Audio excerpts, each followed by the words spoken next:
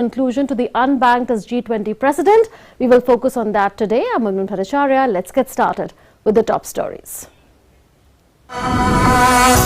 First meeting of G20 Global Partnership for Financial Inclusion concludes in Kolkata. Deliberations on the third and final day focus on finance for small and medium-sized enterprises, building pathways for financial inclusion and streamlining GPFI processes.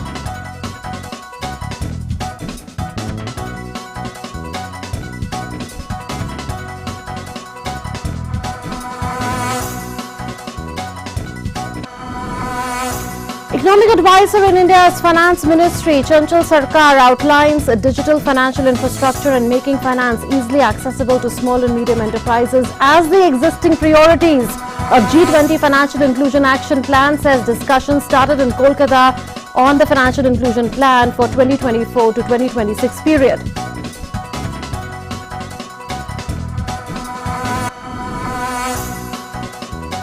India says majority of G20 delegates agree that leveraging digital public infrastructure is the best way to advance financial inclusion to the vulnerable sections of society.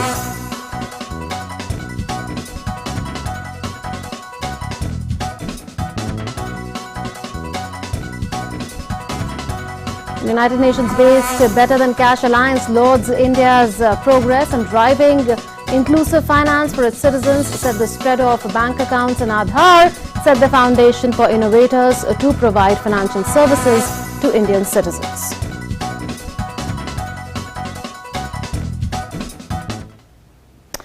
Financing micro, small and medium enterprises and initiating work on Financial Inclusion Action Plan for 2023 were at the center of the third and final day of the Global Partnership for Financial Inclusion Working Group meeting in Kolkata. Participants lauded India's progress in creating digital public goods and their usage in the public delivery system. DD India's correspondent Ajay Mishra brings us this report from Kolkata.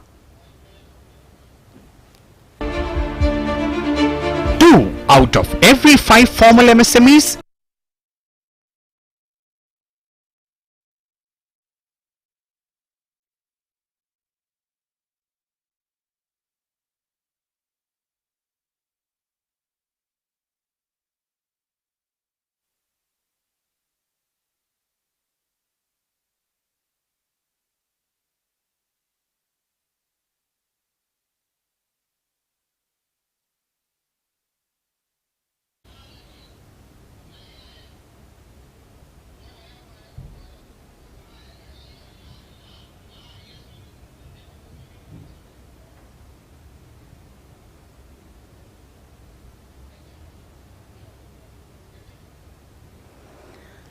We apologize for that. We'll try and show that to you once again later. But for now, we'll move on.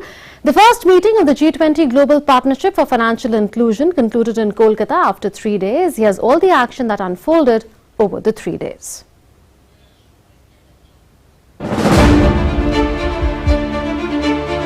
Three days of intense deliberations in Kolkata on ways to advance financial inclusion in G20 countries drew to a close on Wednesday. The first meeting of the Global Partnership for Financial Inclusion started on Monday with a symposium on unlocking the potentials of digital public infrastructure for advancing financial inclusion and productivity gains. GPFI over the years, during various presidencies, has developed pathways to further digital financial inclusion targeting vulnerable segments such as SMEs, women, youth, informal sector, etc., which are instrumental in shaping transformational initiatives across countries on all the 3 dimensions: access, usage and quality of financial inclusion. During our presidency, we will continue to focus towards furthering the cause of technology-led financial inclusion. During the symposium, a special message was read out by Queen Maxima of Netherlands, highlighting achievements of India's digital stack. Greater connectivity and digital IDs allow access to financial services for millions previously left behind. Fair competition and interoperable payment systems help markets work better for even the smallest scale customers. Cybersecurity, customer protection, data governance, and digital literacy help marginalized communities navigate these services in ways that work for them. The G20 delegates visited an exhibition on digital innovations for financial inclusion, showcasing India's homegrown technologies, achievements and efforts in advancing digital financial inclusion. In the evening, the delegates were given a grand reception at a cruise on the Ganga River. It's absolutely wonderful. The hospitality and the culture and the kindness of the people is really overwhelming. We've been taken on a tour to the Victoria Monument and the Indian Museum with a very good explanation. And very important to know about the local history, about the importance of Kolkata for the independence of India. So that is something that I've learned. The second day saw deliberations on leveraging digital public infrastructure for financial inclusion and productivity gains. With about 31% of the world's population largely women, poor and less educated adults still excluded from the formal financial system, and many G20 developing countries facing challenges of opening bank accounts and providing a system for smooth digital payments. The G20 working group also discussed ways to reduce cost of remittances to 3% from the current global average of more than 6%. A seminar on financial literacy was also organized, in which around 1,800 school students participated to enhance their understanding of banking, digital payments, insurance, investment, fraud protection and grievance redressal. I have learned from this program is managing my finances, everything about debit and credit, a lot about how to sustainably manage your money and how to increase the inflation rate that is increasing day by day. So a small, if you take everything into a summary, one of the most important thing that I have learned is if I learn to manage my own finances, I will be more independent tomorrow because I know how to manage my money, how to use it for a good cause. How to manage the financial income of our life and how there are how many type of bank and banking system they have explained in a good way, and how to use the money in a proper and how to save the money for our future and even for our use. This all thing I learned. The third and final day of the deliberations in Kolkata focused on MSME finance and discussed terms of reference for the Financial Inclusion Action Plan for 2023. With inputs from Ajay Mishra in Kolkata, Bureau Report, DD India. Based at the United Nations, the Better Than Cash Alliance is a partnership of governments, companies and international organizations that accelerates the transition from cash to responsible digital payments to help achieve the Sustainable Development Goals. DD India correspondent Ajay Mishra caught up with its Deputy Managing Director on India's G20 presidency. Listen in. Cash Alliance, which takes care of promoting financial inclusion and go cashless, and India has done really remarkable in that field. We have Mr. Siddharwal to talk to us exclusively on DD India. Thanks very much, sir. What is the experience from the Indian cashless system that we have created? How has been the experience so far during this G20 working group meeting?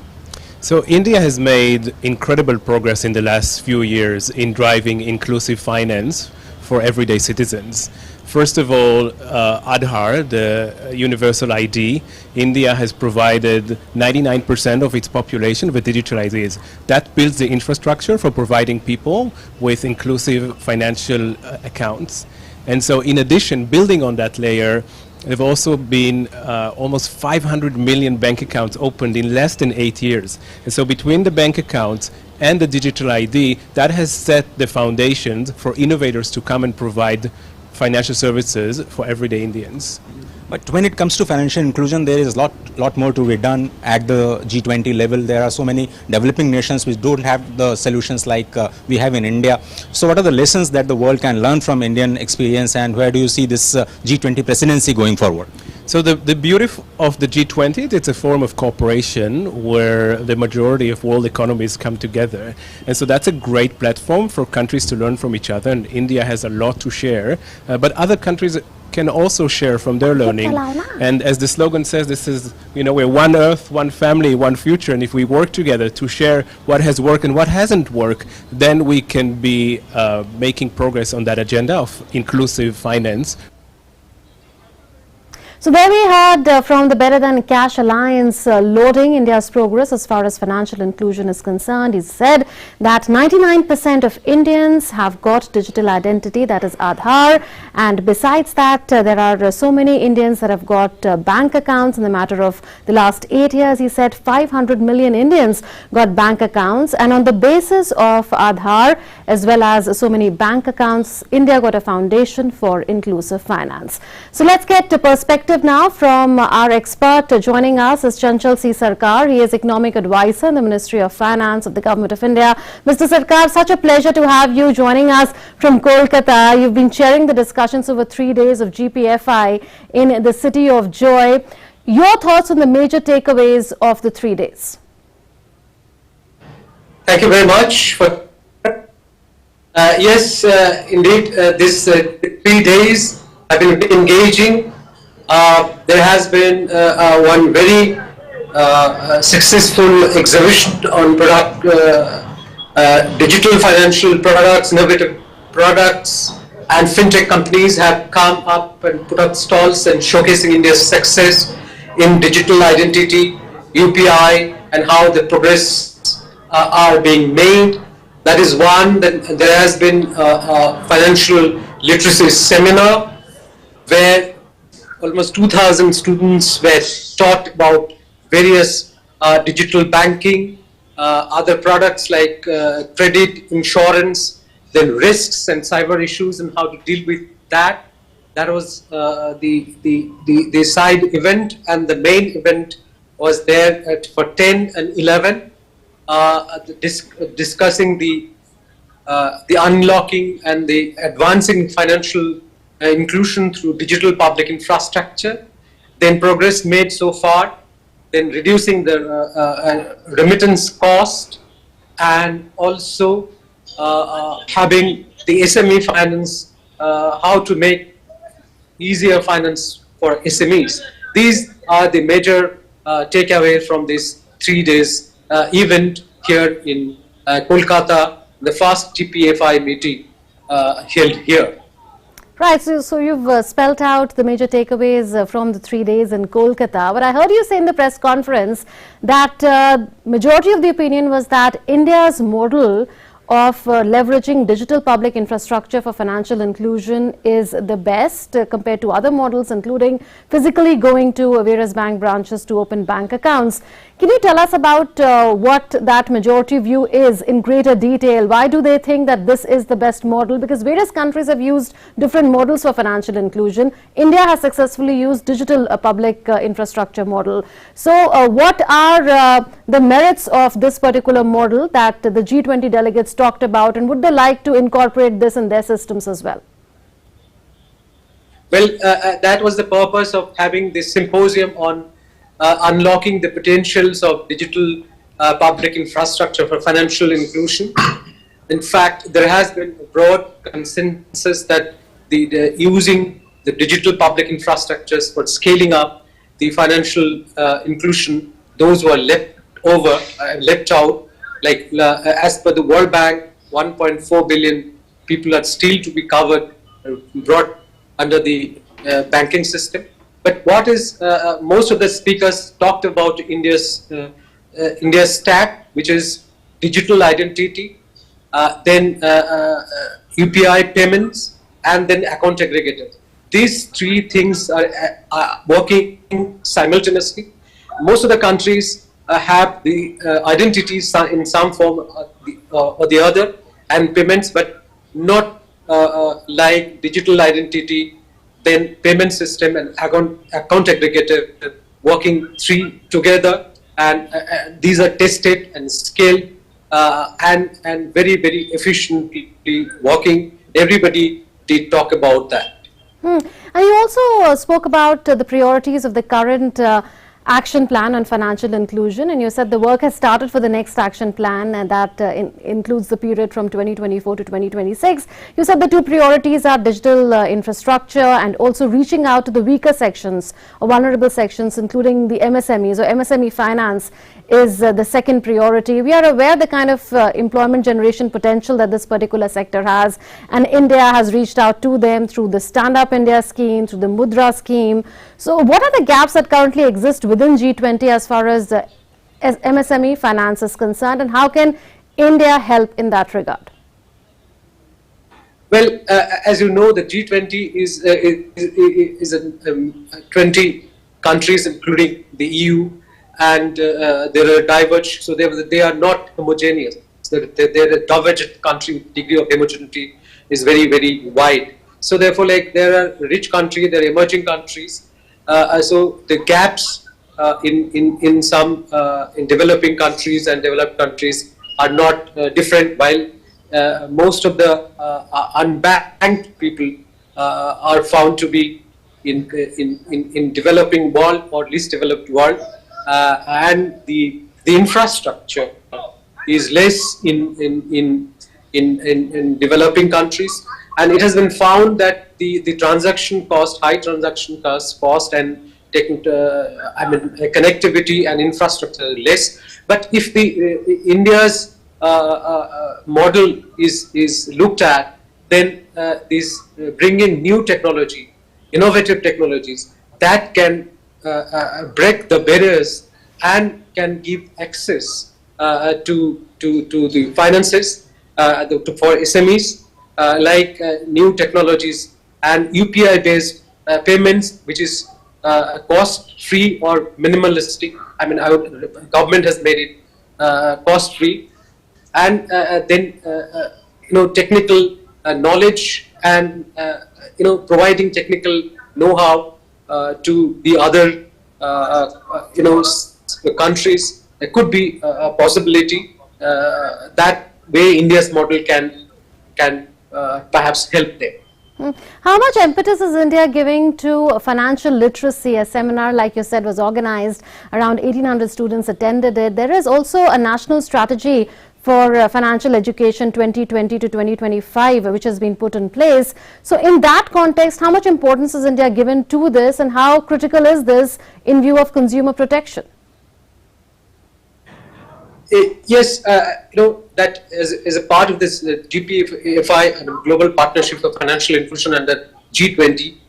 The members have undertaken commitments to take forward the financial inclusion issues, including the consumer protection issues. So therefore, like, since India is also party to it, and India puts a lot of emphasis on need, and one of the reason why that we organize this financial literacy programs, because these are integral part of having effective financial inclusion. So and also the new challenges would need to be dealt in the financial field also. Absolutely. We'll leave it at that. Mr. Sarkar, thank you so much for joining us from Kolkata and sharing your perspective on the 3-day GPFI meeting on financial inclusion. Thank you. Right, and let's take a look at the key takeaways from day 3 of the Financial Inclusion Working Group meeting in Kolkata.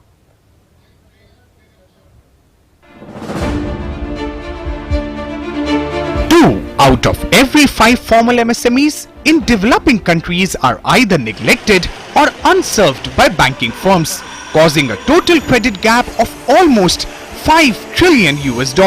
That is 1.3 times the level of MSME lending currently in place. The G20 Working Group on Financial Inclusion on its third and final day discussed ways to promote technology that can help bridge the digital divide facing the MSMEs. Participants lauded India's impressive performance on this front and expressed hope that the world can learn a lot from the Indian experience.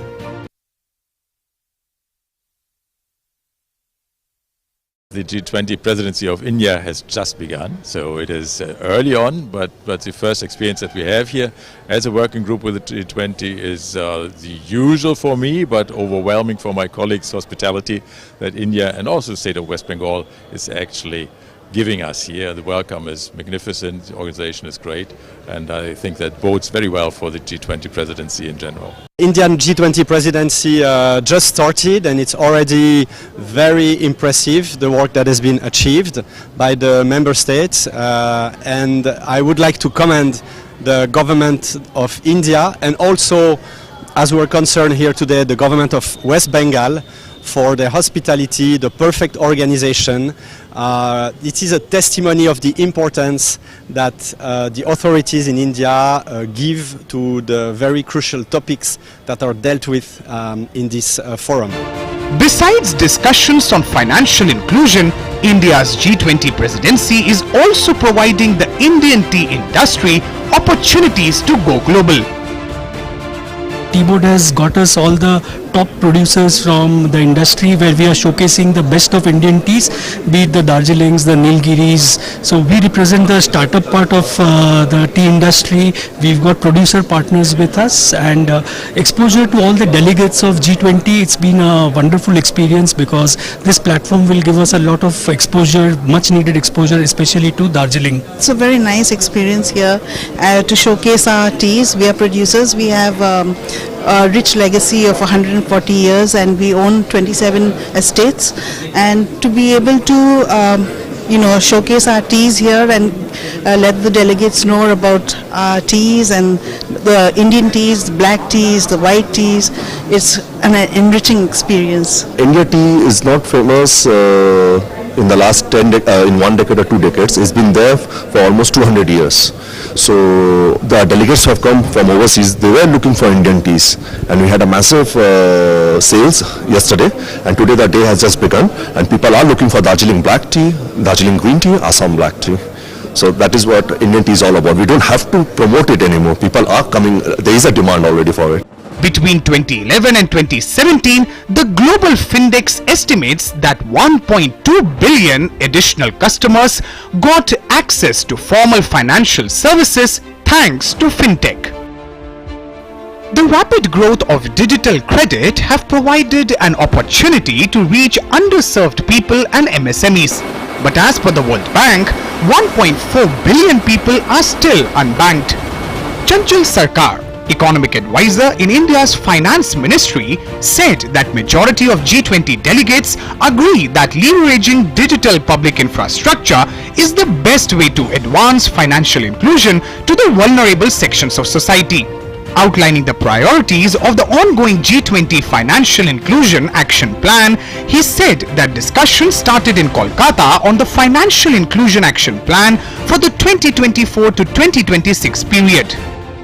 Financial Inclusion Action Plan, or FIA, is a 3 years document, and that continues to be the guiding principles for advancing or managing the GPFI's work. The current FIA is still on and is going to be end in 2023, and there is a responsibility that this year happens to be the year when new Financial Inclusion Action Plan, or FIA, for 2024 to 26 need to be prepared, and for which initial discussions have started about the process. So now onwards it will start. That process is just has initiated, and then it is the members, they will decide what would be finally the priorities. But one thing I can tell you, that the existing priorities of this ongoing FIAP is that the major priorities. One is the digital financial inclusion, and second is making finances more easy, accessible to SMEs. These are the two major priorities, and overarching priorities are like women and vulnerable sections and the consumer protections. In addition to this, these are the priorities. The third and final day of Global Partnership for Financial Inclusion is focusing on MSME finance. It is also an opportunity for India to showcase the success of Mudra Yojana, focusing on MSMEs, the success of Vandhan Yojana, focusing on welfare of tribal department, the focus on Stand Up India, which is for the benefit of SC/ST community and women beneficiaries. During the 2023, the Financial Inclusion Action Plan is also being discussed, where the terms of references will be finalized by the Working Group on Financial Inclusion. With camera person Kuldeep Sharma, Ajay Mishra, DD India, Kolkata. And that's all that we have for you in this edition of India at G20. We'll leave you with visuals of a splendid light and sound show organized at the Victoria Memorial in Kolkata, the city of joy, for G20 delegates. Take a look. Namaskar.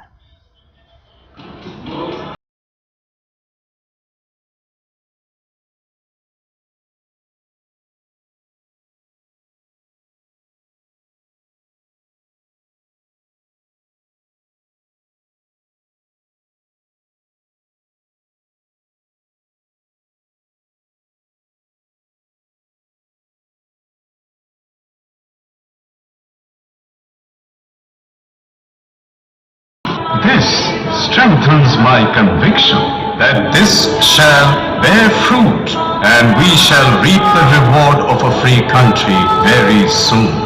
The last was a young man, full of new thoughts and ideas for the India he dreamt of. He wondered how India would surge ahead and make economic progress. How would India march shoulder to shoulder with the rest of the world? Sadly, even among his own people, Subhash started being looked at with suspicion. When he was chosen as the Congress Party chief for the second term, several party members tendered their resignations. Gandhiji was also upset that Sitaramaiah did not win the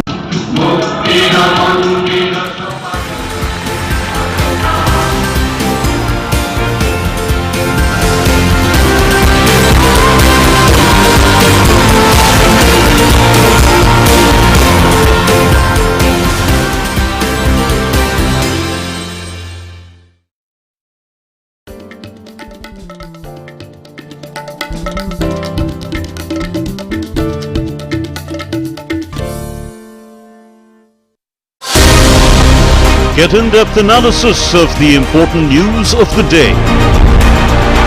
Spotlight on day's newsmakers. Expert comments to dissect the news.